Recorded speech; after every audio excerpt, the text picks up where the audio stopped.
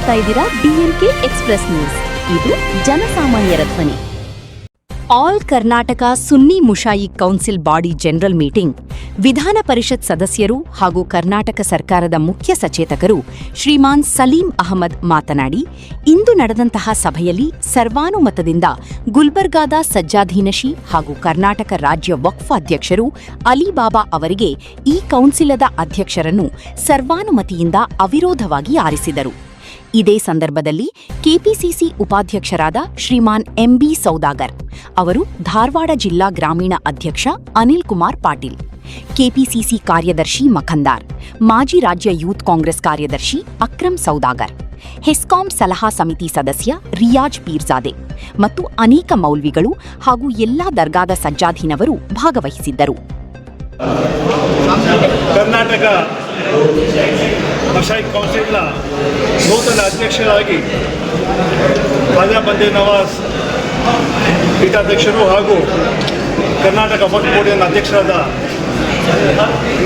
ಅಲ್ ಹುಸೇನಿ ಅವ್ರನ್ನ ಅವಿರೋಧವಾಗಿ ರಾಜ್ಯಾಧ್ಯಕ್ಷರಾಗಿ ಆಯ್ಕೆ ಮಾಡಿದ್ದಾರೆ. ಅವ್ರಿಗೆ ಶುಭಾಶಯ ಕೋರ್ತಾ ಇಡೀ ರಾಜ್ಯದಿಂದ ಎಲ್ಲ ಜಿಲ್ಲೆಗಳಿಂದ ಇವತ್ತು ಧರ್ಮಗುರುಗಳು ಇವತ್ತು ಬಂದು ಅವ್ರಿಗೆ ಸಂಪೂರ್ಣ ಬೆಂಬಲವನ್ನು ವ್ಯಕ್ತಪಡಿಸಿದ್ದಾರೆ. ಮುಂದಿನ ದಿನಗಳಲ್ಲಿ ಹಲವಾರು ಸಮಸ್ಯೆಗಳಿಗೆ ಸ್ಪಂದಿಸುವಂತಹ ಈ ಕೌನ್ಸಿಲ್ ಅಲ್ ಹುಸೇನಿ ಸಾಹೇಬರ ಅಧ್ಯಕ್ಷತೆಯಲ್ಲಿ ಹಲವಾರು ಕಾರ್ಯಕ್ರಮವನ್ನು ಹಮ್ಮಿಕೊಂಡು ಸಮಾಜದ ಅಭಿವೃದ್ಧಿಗೆ ಹಾಗೂ ಶಿಕ್ಷಣಕ್ಕೆ ಹೆಚ್ಚು ಒತ್ತನ್ನು ಕೊಡುವ ಹಿನ್ನೆಲೆಯಲ್ಲಿ ಹಾಗೂ ಹಲವಾರು ಸಮಸ್ಯೆಗಳಿಗೆ ಸ್ಪಂದಿಸುವಂಥ ಕೆಲಸ ಅವರು ಮಾಡ್ತಾರೆ ವಿಶ್ವಾಸವನ್ನು ವ್ಯಕ್ತಪಡ್ತಾ ಇವತ್ತು ನಾವು ನೋಡಿದ್ದೀರಾ, ರಾಜ್ಯದ ಎಲ್ಲ ಮೂಲೆಗಳಿಂದ ಬಂದು ಇವತ್ತು ಗುರುಗಳಾದ ಅಲ್ ಹುಸೇನಿ ಅವರಿಗೆ ಸಂಪೂರ್ಣ ಬೆಂಬಲವನ್ನು ಶಕ್ತಿಯನ್ನು ಧಾರೆ ಹಿಡಿದಿದ್ದಾರೆ. ಅವರಿಗೆ ಮತ್ತೊಮ್ಮೆ ಅಲ್ ಹುಸೇನಿಗೆ ಶುಭವನ್ನು ಕೋರ್ತಾ ಅವರು ಅಧ್ಯಕ್ಷರಾಗಿ ಒಳ್ಳೆ ಕೆಲಸ ಮಾಡಲಿ, ಇವತ್ತು ವಕ್ಫ್ ಬೋರ್ಡ್ ಚೇರ್ಮನ್ ಆಗಿ ಒಳ್ಳೆ ಕೆಲಸ ಮಾಡ್ತಾ ಇದ್ದಾರೆ.